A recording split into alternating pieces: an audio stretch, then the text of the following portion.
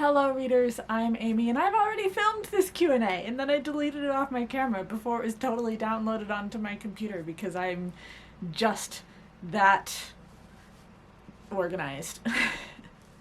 I am an extremely organized person to the point where my email inbox has like 6 emails in it because if it doesn't pertain to me or if it's something that is already passed, I delete it. And then sometimes I need to recall the things that I deleted. And this is just another similar instance. Anyways, I've recently-ish hit a little over 500 subscribers and also recently-ish hit a little over 1,200 followers on Instagram.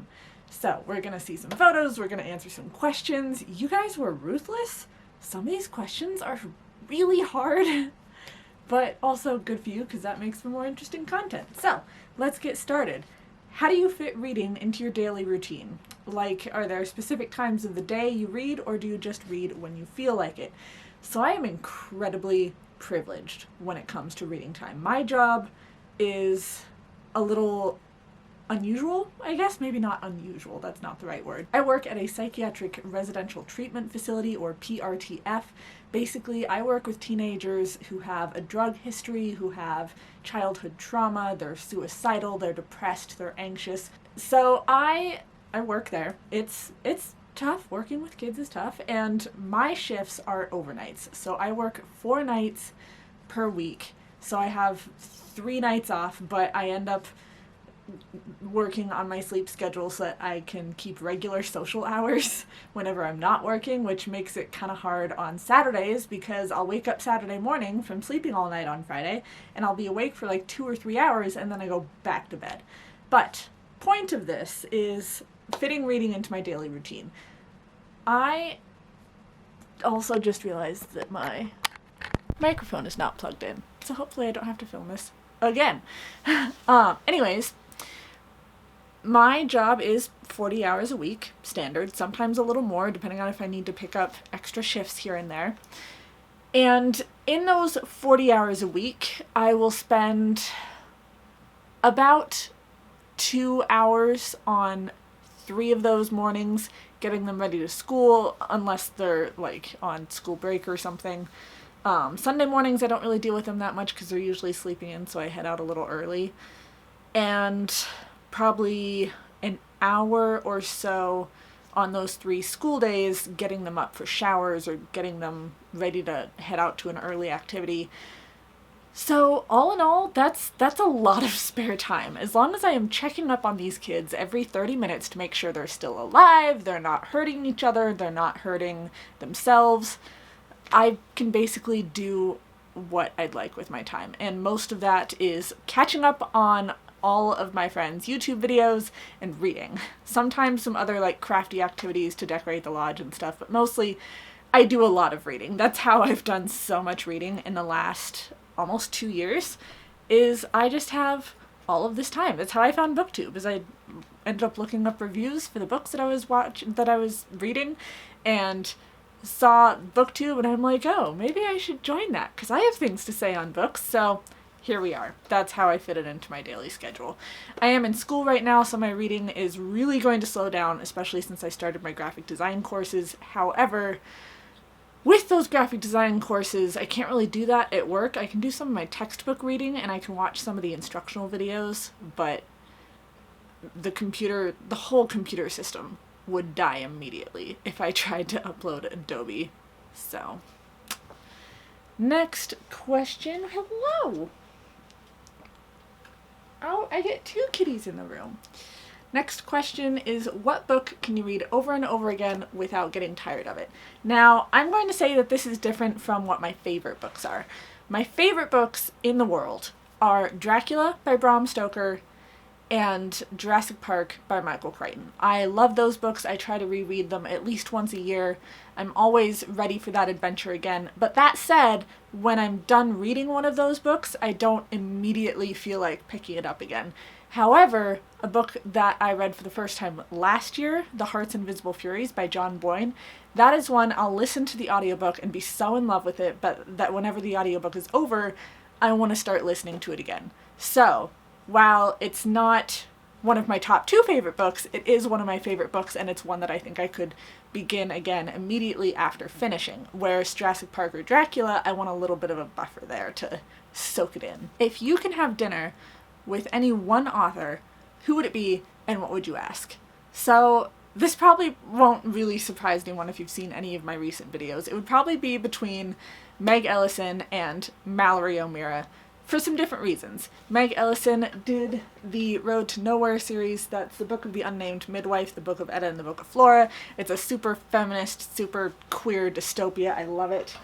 And she recently sent me a hardcover copy of her new book that's coming out. I'm going to do a giveaway for one of her paperbacks probably later this month. She signed it. It's amazing. She liked my review. Shout out to her. But yeah, I would just love to talk to her about her work, how she's inspired to make the dystopia series, how she came up with Find Layla, which is dealing with a lot of childhood trauma. If you want more details on that, link to my review above. I always forget which direction is. The other person would be Mallory O'Meara, who did The Lady from the Black Lagoon. This isn't the pretty copy, but again, review linked up above. She is a film producer. She loves herself some horror and some monsters, and she wrote about the lady who created the creature from the Black Lagoon. So I'd love to talk to her about her work as well. Because of my current work in mental health, I think that Meg Ellison and I would probably have the most to discuss, but I would probably have the most to learn from Mallory O'Meara, and I want to talk to them for very different reasons. They both seem like super cool women, so yeah. What is your latest DIY project? I have a lot of projects going on, like all the time, and I'm not sure what you want to call DIY. I have some graphic designs that I'm doing myself as I work on getting better with Photoshop and Adobe Illustrator, so I'll put some of those here. Also, I have a shop in Redbubble now if you want some stickers. Also, all designs are not only available as stickers, they are available as masks. Because wear your damn mask. Anyways, I'm doing the graphic design stuff. I have started working a little bit with resin. This is a bee trapped in resin. You're not going to be able to see it very well, I think, on the focus. I went a little crazy with the glitter and the alcohol inks, but it was fun to see what I could do with that. Also, resin is really expensive, so I'm hoping I can get good enough to sell some stuff on Etsy. I experimented a little bit with alcohol inks on paper. I don't know. I've always got my hands in something. I think that's pretty much it on DIY right now. The resin and the graphic design. What is the last picture that you took? Well, Editing Amy will insert a photo right here, or a couple of photos, because there's like the most recent and then there's also just ones that I like to show off. What is the sweetest thing that happened to you this week? Probably cat cuddles, honestly. I was laying on the couch yesterday, and Dimitri, the one that I was holding, he's got 3 legs, he came up. He doesn't usually cuddle, so this is really nice. Neither of them usually cuddle.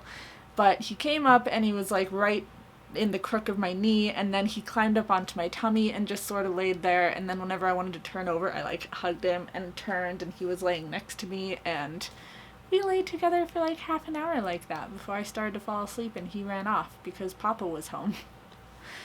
Those are always sweet moments. I love those. Without giving away the title and or author, describe one of the best books you've read this year. Alright, last book that I finished, and there's going to be a review up of it soon, so you'll figure out what it is, was a sci-fi and fantasy, depending on what part you were reading. It had a lot of queerness and diversity. It celebrated food, it celebrated culture, and it was amazing. It was my first venture into this author. I've been really nervous about reading their stuff, because I hear that some of it can be kind of difficult to keep track of, but I think that this was a really great starting point. It is a series of short stories, so some are fantasy, some are science fiction. Each story is strong enough in its writing to be able to stand on its own, but they're also very cohesive. They come together really well. I got to talk to someone on BookTube who has read a lot of this author, and now I've gotten her excited to read this book because I think this is the one book from this author that she has not read yet. And she's like, you're making me want to drop everything and read this. And I'm like, well, maybe you should. So, leave some guesses down in the comments below, but the review for it is coming soon, so it shouldn't take me too long. What musical artist would you love to see perform live? Cher, but that answer probably doesn't count because I've seen her perform live twice. Thanks, Mom. I'm into a bunch of different genres. I like pop. I'm starting to get more into rap. I have a friend who's given me a lot of great recommendations. And I'm also really into rock. I didn't used to be that much into rock except for classic rock, which my dad got me into, but my husband started to show me around bands like Pretty Reckless, and I'm like, oh, I really like women's rock. So Pretty Reckless, would love to see them live. Would love to see Dorothy. July Talk, which isn't a girl rock band, but it has one of its main singers is female, and I think it's awesome. And Chris says that if I watch July Talk live, it has to be in July, which is fair. What's the other one I'm thinking of? Hailstorm would be great, but I think my number one would probably have to be Dead Sarah. I don't think there's a single Dead Sarah song out there that I don't just love and know most of the words to. Once it's safe to travel, where would you want to go? I already made this decision. I don't really know how I came to this decision, but I decided, you know what, I want to go to Ireland. So we kind of do an every other trip sort of a thing, where my husband plans a trip and I plan a trip and so on and so forth, and I just decided Ireland. We can go for a week or two. We can see pretty much everything. We could stay in hostels or Airbnbs, rent a car, and just drive around, which Chris was automatically like, no, we're not driving.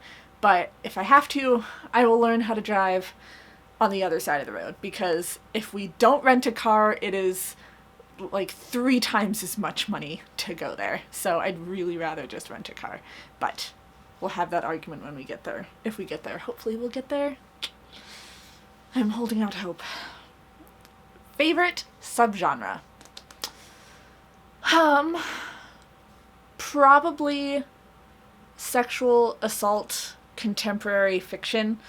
I've done several recommendations videos on this based on what I have read, what I want to read, on recommendations that I've gotten from people on Twitter and Instagram, so I will link to those videos up above. But that seems to be one of my favorite niche genres. I have a lot of sex education in my college history, and working with kids and working in mental health, it's just a topic that's really important to me.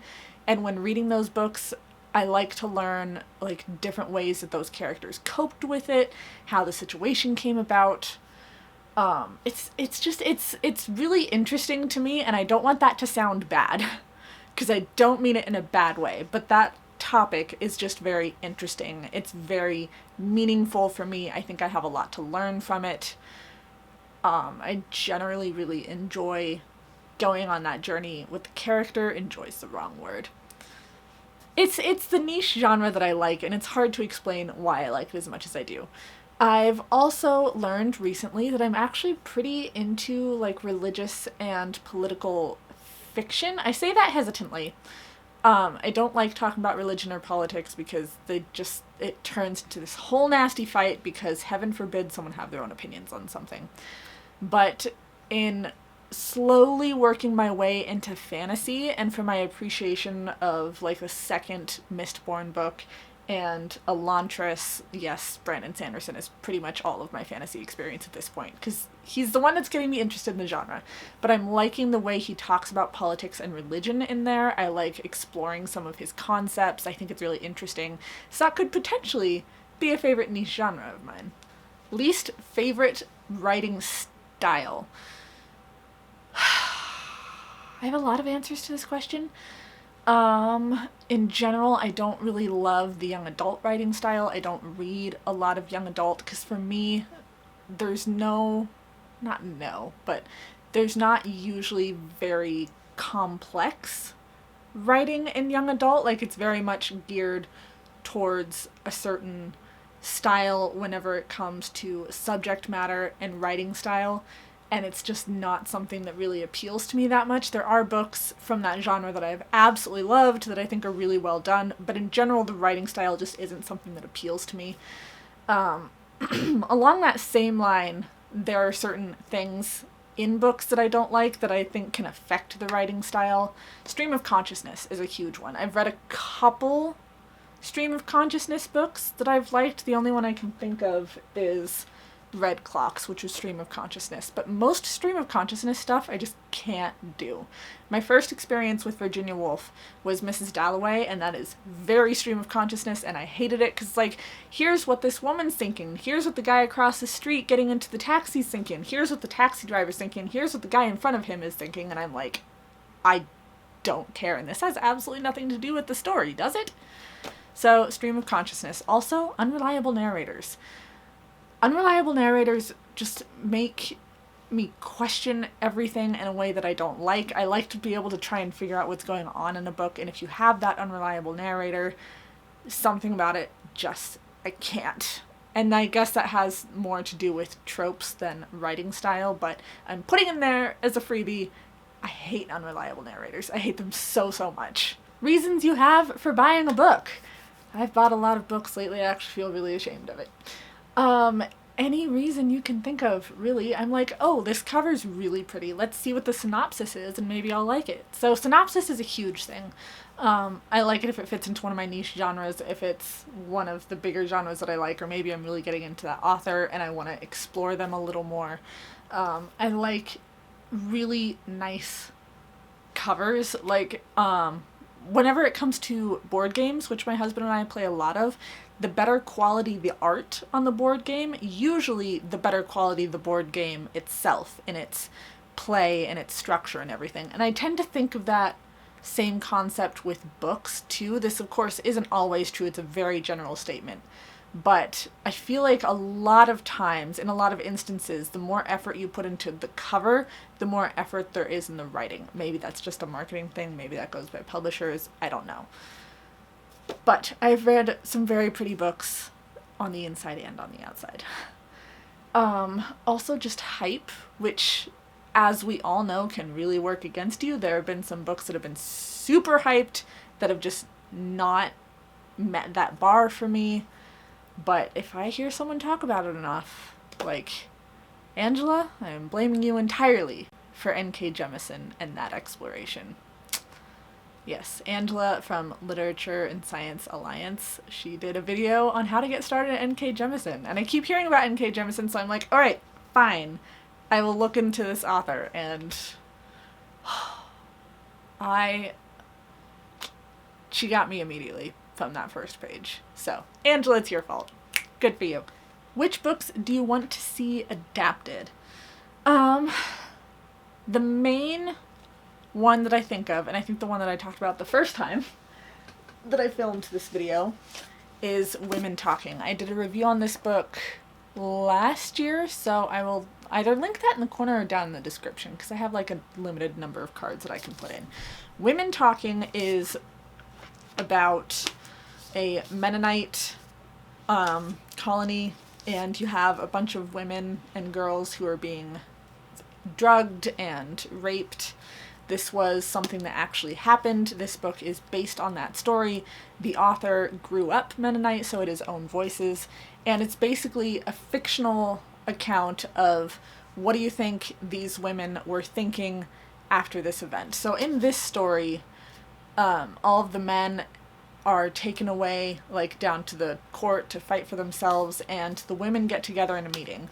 So as Mennonites, they are very, very peaceful, but they're having these really murderous, horrible thoughts that they don't want to have because they are such a peaceful people. And they're having to have this conversation of, how do we come to terms with that? How do we deal with that? What's the next step we take from here? It's not normally something I think I would love because it is so dialogue heavy, but I immediately fell in love with this book. I think it's amazing. I think it's one of the most important books that I've ever read. And also, because of the heavy dialogue setup and the focus on character, I think this book would be amazing if it was adapted into a play. So, if you do theater stuff, you should pick up this book and turn it into something. Next up, are there any tropes you want to see die out? Well, we've already talked about unreliable narrators and how much I hate them. That is my big one. I get so confused and I'm not sure who to believe, and that's not a feeling that I really appreciate. I like whenever we follow a villain, I like following darker characters and getting that kind of interplay, but I want to be able to figure out for myself what's going on, and with an unreliable narrator, that's just really hard to do, and that's an uncomfortable feeling, and that's just not a character that I like to read.